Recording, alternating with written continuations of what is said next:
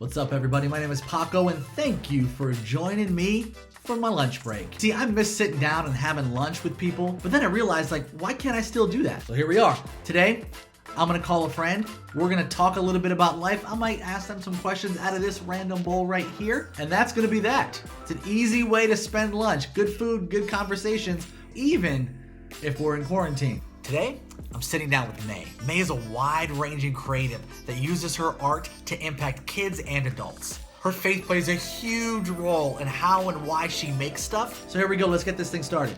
All right. Here we are. We got May in the house. May, how you doing? Hey, good, how are you? I'm good. What are you eating for lunch? I got a bowl of mangoes here. A bowl of mangoes. I got a sandwich and cheddar bunnies.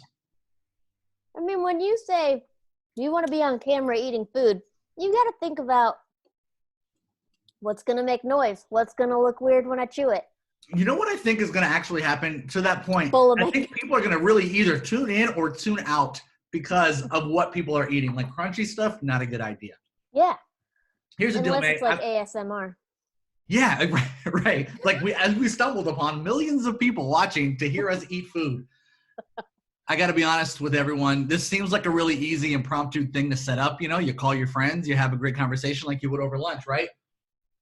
The reality is, guys, everyone watching, I called May an hour early. It was the wrong time. Like an hour and a half ago. And it tickled me because I was thinking about it afterwards. I was like, I just like showed up at her house like, hey, what's up, May? And I was like all camera, you know, I was like, oh yeah, what's up? Hi, YouTube, swipe up to subscribe. It's lit. Tiger King and toilet paper and check out my videos. What's up? And you were like, what's up? I know. I answered and was like, isn't this at noon? Yeah, that was your reaction. I was like, yeah, subscribe. Hey, it's lunch break. What we're going to do here today is we're going to do what we would normally do. You and I would typically grab some food, grab a cup of coffee, hang out, chop it up a little bit. Yeah. All right? Yep. So we're going to do that right here. And what a lot of people might not know, May, is you're probably, I don't know if you are, but you're definitely one of the most creative people I know, right? And we used to hang out all the time and talk about just a bunch of stuff. And since I called you at the wrong time, I'm going to eat 2 lunches and listen to you. Just tell me what's going on with you. What are you up to? Who is May? Talk to me about who May is. Oh, wow. Well, my day job is making stuff for kids for Crossroads Church, which is super fun. So that's what I've been working on now, just from my bedroom. So that might look like songs, that might look like videos. So yeah. That's kind of what I want to talk to you about. Like creatives, right? Are always making stuff. You always got ideas and they're always turning stuff around. What's the difference though, right? From a creative, right? And someone that just has a cool idea. What's like the thing that sets apart? Like it's cool to be a creative now. You know what I mean? Like back in the day it was cool to be in trade maybe, or at a time in history it was cool to be maybe into world peace or into music or whatever. But now it's like it's cool to be a creative, right? What differentiates creatives from people that just come up with ideas? I mean, I would argue that everybody is a creative because everybody is creative, but it depends if you're an amateur or if you're a professional. So being a professional creative doesn't necessarily mean that you're getting paid to do it. I think it means that you've got patterns in place that mean that you have the idea and you follow through on it. So there's this book by a guy named Steven Pressfield. It's called The War of Art. It's about this big. It's real tiny. You can read it. You could read it in a day for sure. But I'm stealing his ideas because that's what he talks about. He talks about if you're just creating stuff when inspiration strikes, then you're not going to create that often because you're not creating a habit. But if you sit down at your desk every morning at 9 a.m. or after your day job and you got a little something right here. Oh, real friend. True friend. Thank you. Thank you. The waitress is going to tell me it was going to be weird. If you've got a habit and you're sitting down and doing stuff, you're gonna be much more likely to have those ideas because you're making space for it. It's the same thing for, if you want to be someone who cooks dinner at home rather than eats out all the time. Well, you're going to be much more likely to do that if you've got the stuff in your fridge. It doesn't mean that you make stuff and it goes out to a million people, Sometimes a creative is just making something because they want to make it, or for one other person, or you're making it just to try something. There's lots of stuff that I'll try to make just because I want to do a new thing. And it Yeah. doesn't mean I'm going to share it with anything. It doesn't mean that it has to be productive. It might just be a test and a failure. That doesn't mean that it's not creative. So why do we feel like people don't cross that line to like get stuff done? Because what I heard you say is like, hey, everybody's got good ideas. Hey, you know what a really cool idea would be? Let's make a flying spaceship that goes to Mars. I'm a creative now. Like the thing that separates that person from the person that's like, I'm actually going to put something together and build something around this idea. Why do people not want to cross that line? Why do people not want to get that process started? Hmm. I think a lot of it has to do with, like what we were just saying, people assume that you've got to share, right now with Instagram and Facebook and YouTube and all these channels, it's like the assumption is that if you're going to make something, it has to be fit for consumption by a lot of people. And I think that stops people from making something. Mhm. So I would just say again, it's good enough to just make something because it stretches your brain and because you want to do it. You can do it and not tell anybody about it. That's not going to be the case for everything, but it's okay for a lot of things. So if you kind of take that barrier away of, I have to show everybody, then just make the thing and don't worry about how it turns out. Or, make the thing and iterate on it. If it's not the way you want it to be the first time, if it's not shareable and you want to make something shareable, then make an adjustment. Make a second thing that's a little better than the first. Maybe you're not sharing it until you've made 10 of them. Yeah. That's okay. Yeah, well, I hey, don't look, know. I'm like known in the streets for failing at stuff. People love me online because I just make the worst stuff and just never fix it. Yeah, there's a person out there that's going to be like hearing this and go, yeah, I'm going to start something new, and then they get a little bit of feedback on it, and it's like, I'm terrible at what I do. I don't belong here. I'm not good at this. What do you tell? Okay, what do you tell the person who's like, I want to be a singer, and they come out and you're like, whoa, you couldn't find a key on a piano. Like you're terrible. What do you tell the Huh. person? Ooh. I would I want to mean, I'm know going to tell why you what they. you should tell them. Okay, tell me. Find a different job. Like you're just not good Yeah. at this, right? How do you say that in a way that like encourages people though? I think you find out why they want to do that thing. Why do you want to be a singer? Mm-hmm. Um, and you find out, is it something that can be improved, or are you a lemon at singing?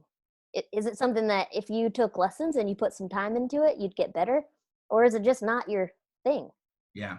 Because if it's that you just love music, well, maybe there's a way to redirect that. And maybe you're really into tech. Well, maybe you should learn about engineering, sound engineering, or editing, or something like that requires the ear, but doesn't mean that you have to be able to do it Yeah. yourself. And being a creative doesn't mean that creative thing is going to pay your bills, because oftentimes, right, from one creative to another, oftentimes we're making things that maybe we're not super personally passionate about, but we understand that it's a good thing for people.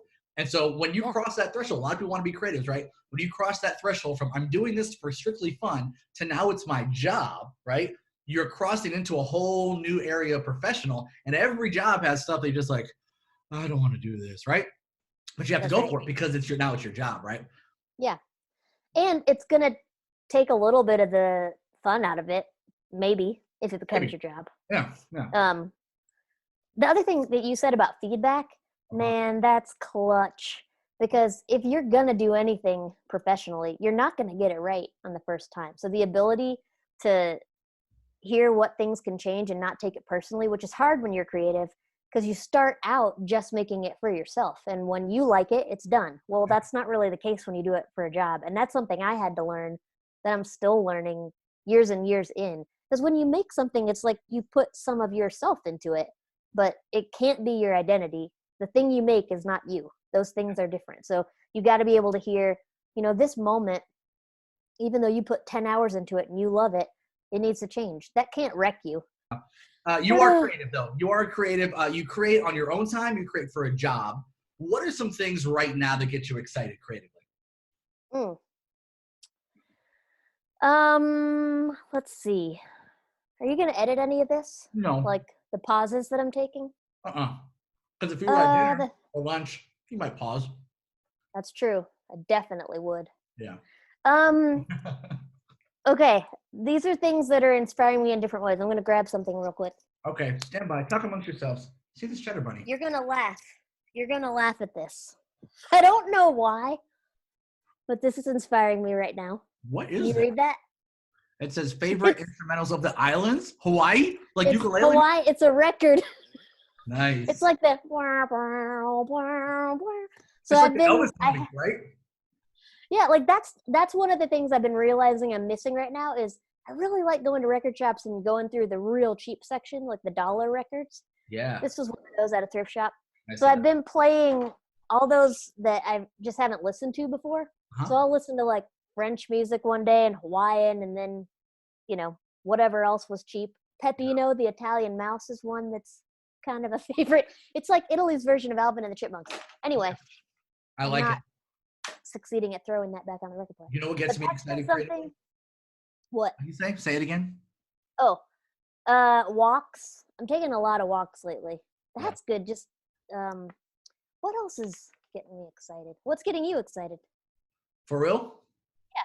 Yeah. What's getting me excited, I watch the local news, but I don't watch it for the reason that you think I watch it.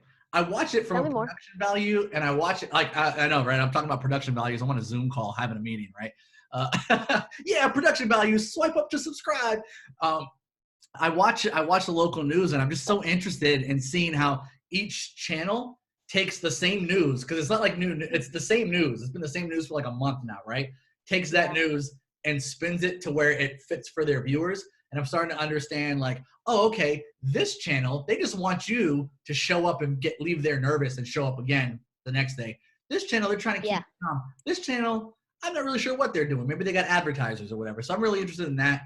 Second thing is, I'm a big pro wrestling guy. That's my thing, right?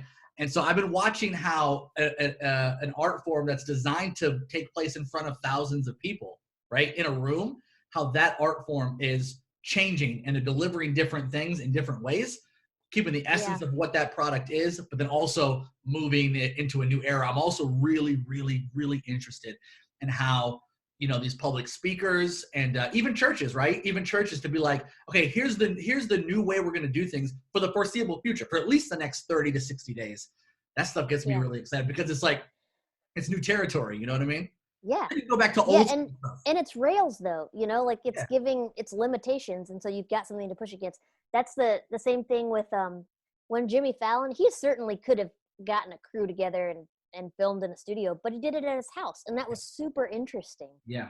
So seeing the stuff that people are coming up with some limitations, that's real cool. Like if you're still making incredible stuff right now, I'm like, no, it's not that interesting to me.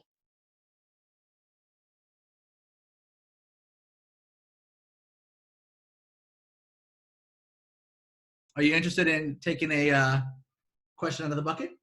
Absolutely. Let me pick it. There you go. Ready? And that one. You grab that one. That's the one. Great. What is this? Let's see. What is your go-to dance move? Oh, do you want to? Yes. Can I show it? Yes. The answer is yes. You have to. How can I do? I mean, this is. I don't know how to do this without it just being. Hey, we're creative, waste. right? We're making stuff. Yeah. Make this. I mean, it's like one of these things. Like if I'm in the car, that's where I'm going. Yeah. I'm not proud of it, but that's where my body. That's what it knows. Look, I have a good friend who's a DJ, right? And he told me this. He said, listen, I'm a DJ. I dance from the waist up. My feet don't have to move because I'm behind the turntables. So I got all of this going on, and my feet are just like crossed, not moving from the ground. So, all right. So spontaneity is a thing that you appreciate, right? Yeah. Okay. You want to do something spontaneous right now? Yeah. Okay. I was driving down the car the other day. This is what happens when you're in social isolation. You start saying things like driving down the car, and it makes sense in your brain. I was driving down the road the other day, coming back from an essential place of business. And one of the things that I was doing was I was just calling my friends who typically on a regular, it was like Tuesday. On a Tuesday afternoon, I wouldn't call my friends at like 2:30 in the afternoon because they're at work. You call me. Well, yeah, I would call you, but like you would know it was an emergency, or you would know like I needed you or something like that. You wouldn't be like, yeah, I'm just hanging out, doing nothing. What's up? You wouldn't say that. So I was like, I usually don't call my friends, especially my friends who are like in business or sales, because they might be in a meeting, they might be dropping a sales pitch or whatever. So I was like, you know what do? I'm gonna do some power moves. I'm gonna call these people in the middle of the day and see who's really my friend.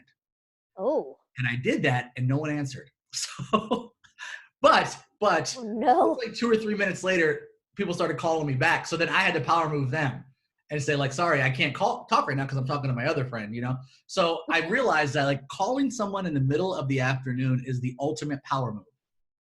Oh, okay. Okay. Are you interested in pulling a power move on somebody? Yeah. All right, pick somebody in your phone. Let's call them. Okay, let me get my phone. All right. All right. Did you get it? Let's see. So it has to be someone that you've called in the last week. It can't be like a stranger, you know, or somebody who like, Okay. yeah, I'll pick your number. We're not going to explain to them what we're doing. We're just going to talk to them for a minute. Okay. Who is How it? about I'm going to give you two and you pick. Okay. Alyssa or Grace? I don't know. Who do you think? Alyssa. Let's go. Give him a call. Okay, here we go. Okay. Am I putting her on speakerphone? Of course. Okay. Of course. Let's see I wonder what Alyssa's doing. Alyssa's like in the video world, right? In photos and stuff. Yeah, she's a college student. So she's definitely not doing She's anything. probably not doing anything. She might not even be awake at lunchtime. She might still be sleeping. She's definitely going to answer. Here we go. Speaker. Tell her it's a power move. I just wanted to make sure that you Okay. knew that I could call you and you'd answer and then roll out. And then hang up on her. Voicemail box of 513. Do it. Leave that message. Power move message. Go. Oh, shoot. I already hung up. Do you want me to try it again? No, we'll get If him I next call time. back, she's going to think it's an emergency. Yeah. That's how it's proven. She's still asleep in the middle of the afternoon. It is what it is. She definitely sent me to voicemail. She rolled over her nightstand and was like, in a few minutes. 5 more minutes. Because we did mess up the intro the first time, we have to do that again. We have to do the intro again. So, ready? We have to give our best. Pretend to be doing something else? Yeah, but when I say action, you have to turn on your best YouTube, click here, subscribe person. Okay? And, yeah, right. So you be sound effects. Okay, this is good. You be sound effects. I'll be the person being like, yeah, what's up? And then you just kind of like do this too. Okay? Great. Okay. All right, here we go. And 3, 2, 1. Oh yeah, what's up? Yeah, you know, toilet paper joke. And oh snap, I didn't wear pants to the meeting because I'm on Zoom. Yeah, swipe up to subscribe. Call me now. Hey. I don't know why call me now got in there. I have no idea. Anyway, I did a fantastic doorbell. work. So.